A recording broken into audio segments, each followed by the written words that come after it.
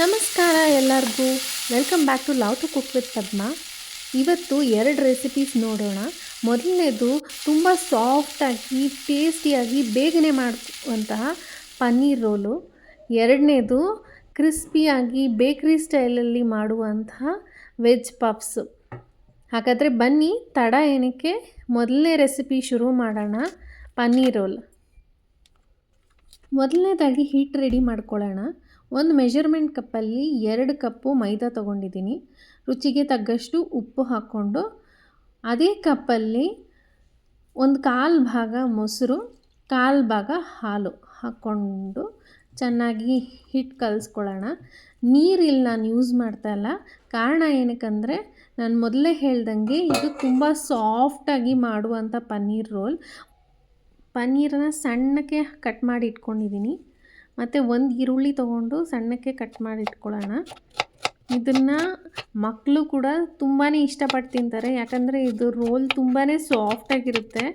ಪನ್ನೀರ್ ನಾವೇನು ಮ್ಯಾರಿನೇಟ್ ಮಾಡೋ ಅವಶ್ಯಕತೆ ಇಲ್ಲ, ಹಾಗೇ ಎಲ್ಲ ಮಾಡ್ಕೋತೀವಿ.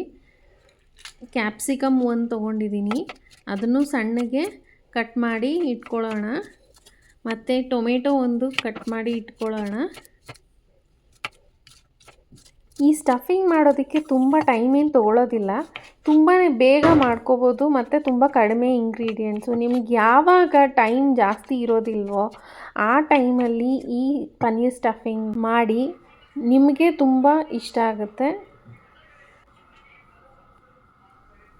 ಸ್ಟವ್ ಮೇಲೆ ಪ್ಯಾನ್ ಇಟ್ಕೊಂಡು ಎಣ್ಣೆ ಹಾಕ್ಕೊಂಡು ಅದು ಸ್ವಲ್ಪ ಬೆಚ್ಚಗಾದ್ಮೇಲೆ ಹಚ್ಚಿರೋ ಈರುಳ್ಳಿ ಹಾಕ್ಕೊಂಡು ಫ್ರೈ ಮಾಡ್ಕೊಳ್ಳೋಣ. ಅದು ಸ್ವಲ್ಪ ಕಲರ್ ಚೇಂಜ್ ಆದಮೇಲೆ ಟೊಮೆಟೊ ಹಾಕ್ಕೊಂಡು, ಇದು ಟೊಮೆಟೊ ತುಂಬ ಸಾಫ್ಟ್ ಆಗೋದೇನು ಬೇಡ, ಸ್ವಲ್ಪ ಬೆಂದರೆ ಸಾಕಾಗುತ್ತೆ. ಅದಾದಮೇಲೆ ಕ್ಯಾಪ್ಸಿಕಮ್ ಹಾಕ್ಕೊಂಡು ಅದನ್ನು ಸ್ವಲ್ಪ ಫ್ರೈ ಮಾಡ್ಕೊಳ್ಳೋಣ. ಎಲ್ಲ ಸ್ವಲ್ಪ ಕ್ರಂಚಿಯಾಗಿ ಇರಲಿ. ಕ್ಯಾಪ್ಸಿಕಮ್ಮು ಎಲ್ಲ ಬಾಯಿಗೆ ತಿನ್ನೋದಕ್ಕೆ ತುಂಬ ಚೆನ್ನಾಗಿರುತ್ತೆ. ಇದೆಲ್ಲ 1 ನಿಮಿಷ 2 ನಿಮಿಷ ಬೆಂದಾದಮೇಲೆ ಫೈನಲಾಗಿ ಸ್ಪೈಸಸ್ ಎಲ್ಲ ಹಾಕ್ಕೊಳ್ಳೋಣ. ಇಲ್ಲಿ ನಾನು ಧನಿಯಾ ಪೌಡ್ರು 1 ಚಮಚ ಹಾಕಿದ್ದೀನಿ, ಮತ್ತು ಕಾಶ್ಮೀರಿ ರೆಡ್ ಚಿಲ್ಲಿ ಪೌಡರು ಮತ್ತು ಗರಂ ಮಸಾಲ ಹಾಕಿ ಎಲ್ಲ ಚೆನ್ನಾಗಿ ಮಿಕ್ಸ್ ಮಾಡ್ಕೊಳ್ಳೋಣ. ಆಮೇಲೆ ಮಿಕ್ಸ್ ಮಾಡಾದಮೇಲೆ ಹಚ್ಚಿರೋ ಪನ್ನೀರ್ ಪೀಸಸ್ ಕೂಡ ಹಾಕಿ ಎಲ್ಲ ಚೆನ್ನಾಗಿ ಮಿಕ್ಸ್ ಮಾಡ್ಕೊಳ್ಳೋಣ. ಈ ಪನ್ನೀರ್ ರೋಲ್ ಎಷ್ಟು ಟೇಸ್ಟಿಯಾಗಿರುತ್ತೆ ಅಂದರೆ, ನಮ್ಮ ಮನೆಯಲ್ಲಿ ಪನ್ನೀರ್ ತಂದಾಗಲೆಲ್ಲ ಈ ಪನ್ನೀರ್ ರೋಲೇ ಜಾಸ್ತಿ ಮಾಡೋದು. ಯಾಕಂದರೆ ಪನ್ನೀರ್ ಕಡಾಯಿ, ಪನ್ನೀರ್ ಬಟರ್ ಮಸಾಲ ಅದೆಲ್ಲ ತುಂಬ ಹೆವಿ ಅನಿಸುತ್ತೆ. ಅದಕ್ಕೋಸ್ಕರ ಇದು ಲೈಟಾಗಿದ್ದರೂ ತುಂಬ ಈಸಿಯಾಗಿರುತ್ತೆ ಮತ್ತು ತುಂಬ ಟೇಸ್ಟಿಯಾಗೂ ಇರುತ್ತೆ. ಹಾಗಾಗಿ ಇದನ್ನು ನೀವು ಒಂದು ಸತಿನಾದರೂ ಟ್ರೈ ಮಾಡಿ ನೋಡಿ. ಆಮೇಲೆ ನೀವು ಪದೇ ಪದೇ ಮಾಡ್ತಾನೆ ಇರ್ತೀರ. ಪನ್ನೀರ್ಗೆ ಮಸಾಲ ಎಲ್ಲ ಕೋಟ್ ಚೆನ್ನಾಗಾಗಿದೆ. ನೀವು ಇವಾಗ ಉಪ್ಪು ಎಲ್ಲ ಟೇಸ್ಟಿಗೆ ನೋಡಿಕೊಂಡು, ಕೊತ್ತಂಬರಿ ಸೊಪ್ಪು ನನ್ನ ಹತ್ರ ಇರಲಿಲ್ಲ, ಹಾಗಾಗಿ ಸ್ಪ್ರಿಂಗ್ ಆನಿಯನ್ಸ್ನ ಕಟ್ ಮಾಡಿ ಹಾಕ್ಕೊಂಡಿದ್ದೀನಿ. ಇದೂ ತುಂಬ ಚೆನ್ನಾಗಿರುತ್ತೆ.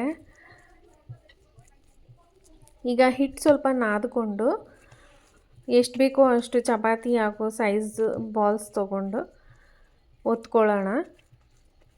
ಎಷ್ಟು ಸಾಫ್ಟಾಗಿರುತ್ತೆ ಅಂದರೆ ರೊಟ್ಟಿ ಜಾಸ್ತಿ ಹೊತ್ತು ನೆನೆಯೋದೇನು ಅವಶ್ಯಕತೆ ಇಲ್ಲ.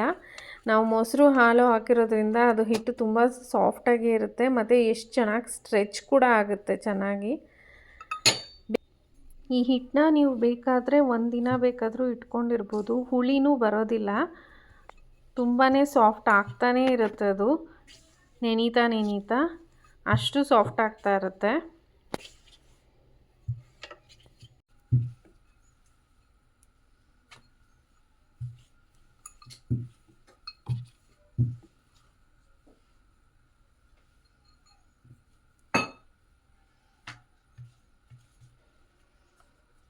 ನಾವಿಲ್ಲಿ ಮೊಸರು ಮತ್ತು ಹಾಲು ಉಪಯೋಗಿಸಿರೋದ್ರಿಂದ ಇದಕ್ಕೆ ಜಾಸ್ತಿ ಎಣ್ಣೆಯ ಅವಶ್ಯಕತೆ ಕೂಡ ಇಲ್ಲ.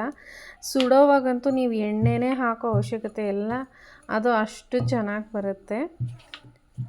ನೀವು ಬೇಕಾದರೆ ಇದಕ್ಕೆ ಟೊಮೆಟೊ ಸಾಸ್, ಮೇಯೋ ಎಲ್ಲ ಸ್ಪ್ರೆಡ್ ಮಾಡಿಕೊಂಡು ಪನ್ನೀರ್ ರೋಲ್ ಹಾಕ್ಕೋಬೋದು. ಇಲ್ಲದೇ ಇದ್ದರೆ ಹಾಗೆ ಬೇಕಂದ್ರೂ ತಿನ್ಬೋದು. 2 ಥರನೂ ಚೆನ್ನಾಗಿರುತ್ತೆ. ಮಕ್ಕಳಿಗೆ ಸಾಸ್ ಹಾಕಿ ಕೊಟ್ಟರೆ ಇನ್ನೂ ಜಾಸ್ತಿ ಇಷ್ಟಪಟ್ಟು ತಿಂತಾರೆ.